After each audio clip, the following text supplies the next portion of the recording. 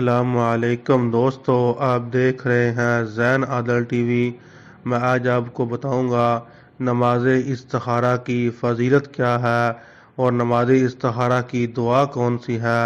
حدیث پاک میں استخارہ کی بہت بڑی فضیلت آئی ہے۔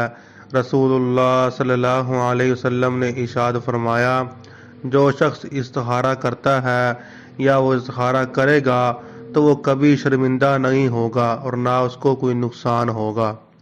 بخاری شریف کی روایت ہے، نبی پاک علیہ الصلوۃ والسلام نے صحابہ کرام کو نماز استخارہ اس طرح سکھاتے تھے جس طرح کے قرآن کریم کی صورتیں ہوتی تھیں، یعنی کہ آپ کو قرآن کی طرح بھی نماز استخارہ آپ صحابہ کرام کو سکھایا کرتے تھے۔ نماز استخارہ کا طریقہ کیا ہے؟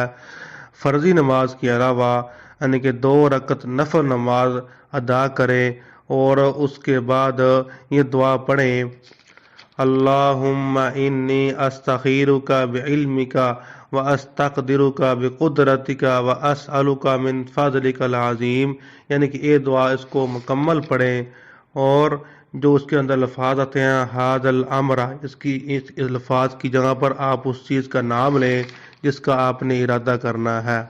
تو یہ طریقہ تھا نماز استخارہ کا۔ ویڈیو اچھی لگی ہو ہمارے چینل کو سبسکرائب کریں۔ السلام علیکم ورحمۃ اللہ۔